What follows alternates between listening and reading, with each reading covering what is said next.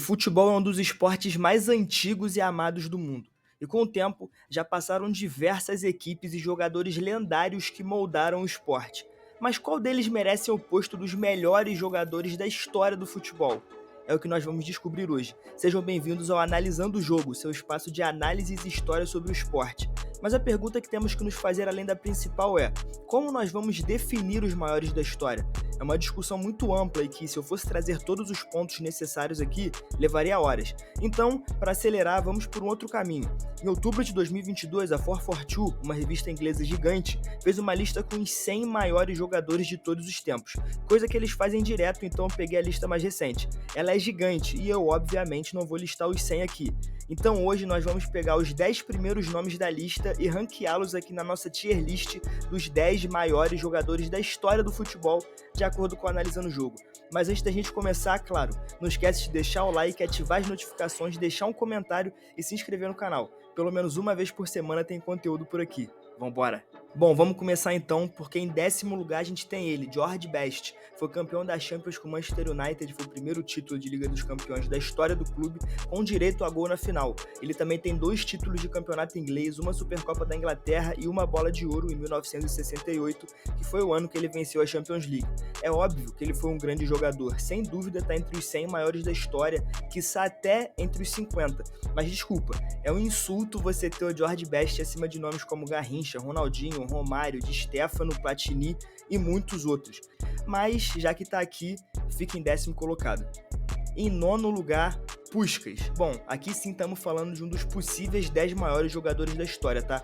O Puskás é um dos protagonistas do futebol no século passado, especialmente a partir dos anos 50, quando ele tem muito destaque naquele Real Madrid que vence as 5 Champions seguidas, e na Hungria, claro, que venceu a Olimpíada de 52 e chegou à final da Copa do Mundo de 54. O Puskás era o líder técnico daquela seleção, que inclusive tem uma ligação muito legal com o futebol brasileiro e com a evolução da tática no futebol. Se vocês quiserem, eu posso trazer um vídeo sobre, pode deixar aí nos comentários. Mas enfim, o Puskás é tricampeão da Champions, pentacampeão espanhol, tem um Mundial de Clubes e, claro, um dos maiores artilheiros da história do esporte, com 746 gols oficiais na carreira. Não à toa recebeu um prêmio com seu nome. É uma pena que ele fica tão abaixo aqui na lista, mas é o nosso 9º colocado, extremamente técnico e muito importante para a história do jogo. Em 8º lugar, temos ele, o jogador mais elegante da história do jogo, Zinedine Zidane. Por mais que seja o cara da lista com menos gols e assistências, até por jogar mais recuado do que a grande maioria, Zizou era genial em campo e capaz de praticamente sustentar um sistema ofensivo inteiro. A sua elegância e presença em campo tornava tudo muito mais fácil. Era um jogador que fazia o sistema funcionar melhor só por estar em campo.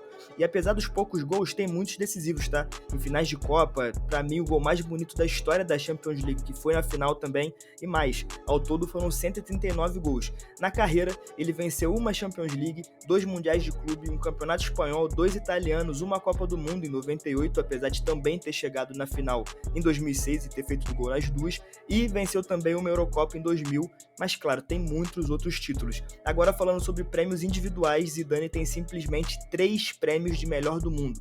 É um dos maiores jogadores da história, sem dúvida, um dos 5 maiores ídolos da história do Real Madrid e possivelmente o maior ídolo da história da França, então justíssimo Zidane ficar com a nossa 8ª posição aqui. Na 7ª posição é ele, né? Se tem Zidane, tem o Ronaldo Fenômeno. O primeiro brasileiro da lista aparece em 7º lugar e, na minha visão, de uma maneira muito justa, tá? O Ronaldo foi tranquilamente o jogador que mais impactou o mundo com menos idade. Logo quando surgiu foi um absurdo no Brasil. Ao se transferir para a Europa, o nível só aumentava. Ele destruiu no PSV, depois no Barcelona e depois na Inter. Isso tudo enquanto ele já era o cara da seleção brasileira, tá? E aí, a única pessoa capaz de pará-lo, infelizmente, foi ele mesmo. E não porque ele quis, deixando claro, mas porque ele sofreu com muitas lesões. Considerando só o período até a Inter, o Ronaldo perdeu 906 dias lesionados. É muita coisa. E ainda assim, tem espaço entre os 10 maiores da história. E eu falo com tranquilidade que se esse ranking fosse única e exclusivamente por técnica e bola jogada, ele ia estar mais pra cima. O que o Ronaldo fazia era avassalador. E apesar da excelente carreira por clubes, com o título da Copa UEFA pela Inter, Mundial e 2 campeonatos espanhóis pelo Real Madrid, enfim, muito mais, foi no Brasil que ele realmente brilhou em relação a conquistas. Na seleção ele tem uma Copa das Confederações, 2 Copa América e simplesmente 2 Copas do Mundo em 94 e 2002. A última, inclusive, tem a melhor história de superação de todos os esportes para mim. O Ronaldo havia se lesionado em 2000, vivia momentos de dúvida em relação à Copa, é convocado e simplesmente decide o campeonato com 8 gols em 7 jogos, sendo 2 deles na final. É um fenômeno, absurdo, o 7º lugar justíssimo, e é uma pena que tenha convivido com tantas lesões, porque eu tenho certeza que se não fosse isso, ele teria lugar mais em cima na nossa lista. Em 6º lugar, infelizmente, um que nos deixou recentemente, Franz Beckenbauer, o maior defensor da história do futebol. A partir daqui, rapaziada, é o seguinte, a gente só tá lidando com atletas que realmente mudaram o esporte de algum jeito, e o Beckenbauer foi um desses caras. O alemão foi o principal responsável pela popularização do líbero no futebol, o defensor que atua entre os zagueiros e o goleiro, deixando sempre o time com superioridade numérica. É engraçado pensar nisso, sendo que ele nem era zagueiro de origem, o Beckenbauer era volante, mas acabou recuando e se tornando o maior da posição. E o Beckenbauer foi dominante em todos os âmbitos, seja por equipes ou por seleção, já que fazia parte do Bayern de Munique tricampeão consecutivo da Champions League em 74, 75 e 76 e, claro, parte da Alemanha que venceu a Eurocopa de 72 e a Copa do Mundo de 74 quando bateu a Holanda do Cruyff na final, o famoso carrossel holandês. Beckenbauer talvez tenha sido o primeiro defensor técnico da história, e a prova disso é que ele venceu 2 bolas de ouro atuando como defensor. Ao todo, ele é tetracampeão alemão, tricampeão da Champions, tem um Mundial de Clubes, uma Copa do Mundo, uma Eurocopa e muito mais. Portanto, Beckenbauer em 6º é perfeito, foi um dos que realmente mudou o jogo, o maior defensor da história e não podia ficar de fora da lista. E bom, se a gente tá falando de quem realmente mudou o jogo, esse daqui não pode ficar de fora, né? Em 5º lugar, a gente tem Johan Cruyff, simplesmente o líder de uma das grandes revoluções da história do jogo. O holandês fez parte de 2 times históricos no futebol, o Ajax da década de 70 e a Holanda de 74.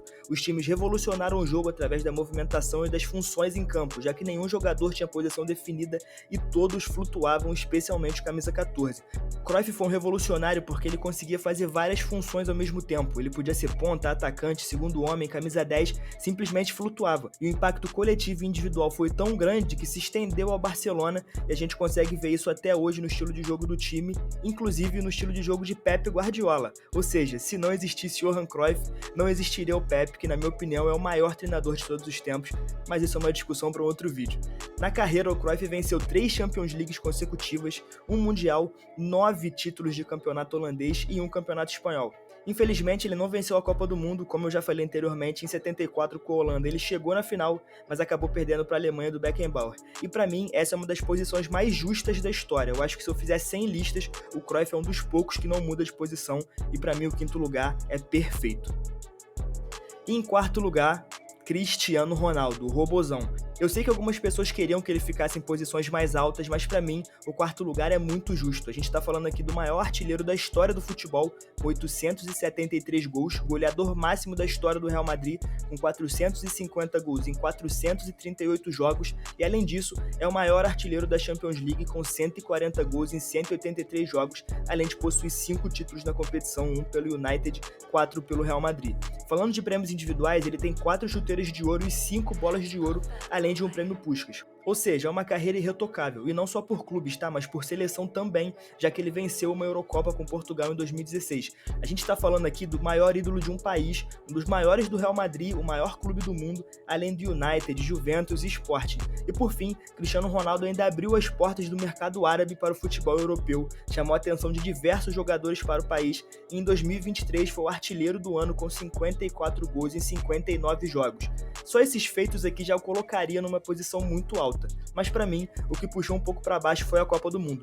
O fato do maior artilheiro do esporte não ter um título de mundial e não ter um mísero gol sequer no mata-mata, tendo participado de 5 edições, é um peso muito grande. Portanto, o 4º lugar pra mim é muito justo. E aí, concorda, discorda? Deixe aí nos comentários. E finalmente chegamos no nosso pódio e, claro, tem que ser com o lendário argentino Diego Armando Maradona, que ocupa o 3º lugar na nossa lista. Não tem jeito, ainda é um dos 3 maiores de todos os tempos. Maradona foi mágico, genial, único, todos os adjetivos possíveis. É um jogador da lista que eu tenho certeza que nunca mais vai aparecer algum igual, porque era muito singular. Maradona se divertia em campo, fazia parecer que tudo era uma eterna festa, enquanto vencia, porque estamos falando de um cara que venceu no Boca Juniors, no Barcelona e simplesmente mudou a história da Napoli da Argentina.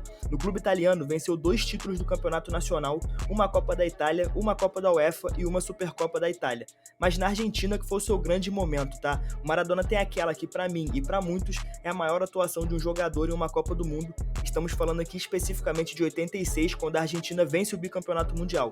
O Maradona teve 5 gols e 5 assistências em 7 jogos, e além disso, na Copa de 90 leva a seleção até a final com uma atuação épica contra o Brasil nas oitavas, mas acabou perdendo para a Alemanha de 90.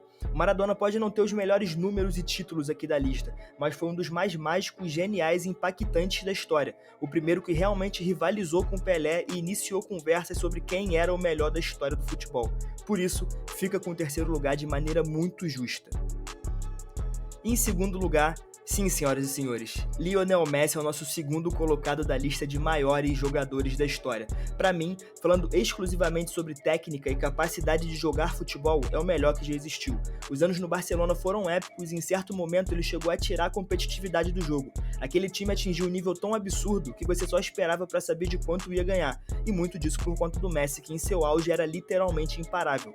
A maior prova disso é que em 2012, um ano sem títulos e que teoricamente era para ser ruim, o Messi marcou 91 gols em 69 jogos. E isso não foi um evento isolado. No século de 2001 para cá, o Messi foi o líder de participação em gol em 9 anos. A disparidade é gigantesca. O pior ano do Messi, dentre os 9, foi com 56 participações em gols.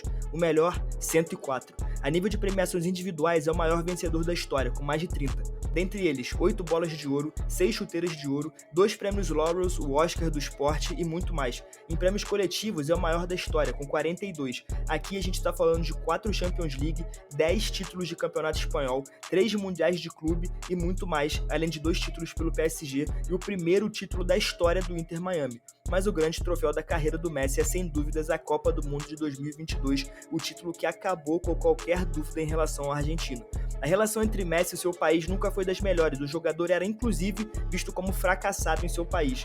No entanto, em 2021 isso mudou, quando conquistou a Copa América em cima do Brasil dentro do Maracanã e mudou completamente a história. Em 2022 vence a finalíssima contra a Itália, que era a atual campeã da Eurocopa, e por fim conquista a Copa do Mundo, é um dos maiores jogos da história do futebol contra a França na final. O Messi teve uma das maiores atuações de todas as Copas do Mundo, com 7 gols, 2 na final e 3 assistências em 7 jogos. Com isso, se tornou o único jogador a ser eleito o melhor da Copa em 2 edições diferentes, 2014 e 2022. É uma carreira irretocável, é um dos maiores gênios da história do futebol e, para mim, merece o segundo lugar na lista dos melhores da história tranquilamente. E bom, pro Messi, com isso tudo, ficar em segundo é porque tem alguém que realmente não era desse planeta e mudou o jogo. E esse alguém era simplesmente Edson Arantes do Nascimento, o Rei Pelé, que fica com o primeiro lugar da lista dos melhores jogadores da história. Pelé foi um revolucionário, quase um viajante do tempo em sua época. Foi o primeiro grande atleta do esporte que realmente cuidava do seu corpo e entendia que era sua ferramenta para o trabalho. Por causa disso, se destacou e em 99% dos casos tinha vantagem sobre seus marcadores. Mas se você pensa que Pelé era só força física, está completamente enganado. Pelé foi extremamente técnico, com um posicionamento quase perfeito, conseguia chutar com as 2 pernas e tinha um drible muito difícil de ser marcado. Em 57 veio a primeira convocação para a Copa Roca, na qual ele sai campeão com o Brasil. E em 58 faz história e vence a Copa do Mundo com 6 gols, 2 na final e o prêmio de revelação do campeonato. Em 62 vence o bicampeonato, mas joga pouco por conta de uma lesão. E em 70, já com 29 anos, idade que para a época já era avançada, vence a Copa do Mundo de maneira magistral como um verdadeiro maestro condicionando a sua orquestra. Pelé foi o camisa 10 perfeito, o ponta de lança ideal e fez uma campanha histórica. Para mim, a sua melhor atuação em uma Copa do Mundo. O camisa 10 teve 4 gols e 6 assistências em 6 jogos. Com isso, se tornou o único jogador da história a vencer 3 Copas do Mundo, título que se mantém até hoje e que eu acho muito difícil de ser igualado. Além disso, no Santos fez história, tem 6 títulos de Campeonato Brasileiro, 2 Libertadores, 2 Mundiais de Clube e 9 títulos de Campeonato Paulista, que na época era possivelmente o campeonato mais importante do país. Além disso, foi eleito o melhor jogador do século XX e recebeu em 2013 a Super Bola de Ouro, que reconhece os feitos do jogador enquanto esteve em atividade. Pelé teve cerca de 1.200 gols, mas oficialmente o número cai para 767, o que ainda mantém o jogador como o quinto com mais gols na história do futebol. Por conta disso tudo, da influência, da relevância e pela forma como Pelé mudou o esporte, nada mais do que justo ele estar em primeiro lugar. E aí, concorda ou não? Deixe aí nos comentários. Bom, então é isso. Assim finalizamos a nossa lista dos 10 maiores jogadores da história do futebol. Claro que na minha lista teriam algumas diferenças, como por exemplo, George Best e Puskás de fora, que dariam lugar para Garrincha e Di Stéfano, mas vamos ficar com essa aqui por enquanto, tá? Porque além disso, outros temas podem surgir para discussão, como o maior treinador da história, os maiores atacantes, defensores e muito mais. Então já deixem as sugestões de vocês aí nos comentários e também não esquece de deixar o like, ativar as notificações, deixar um comentário e se inscrever no canal, porque pelo menos uma vez por semana tem conteúdo por aqui. Muito obrigado pelo apoio nesse começo, tá sendo incrível, o último vídeo me deixou muito feliz. Esse foi o Analisando o Jogo, seu espaço de análises e histórias sobre o esporte. Até a próxima.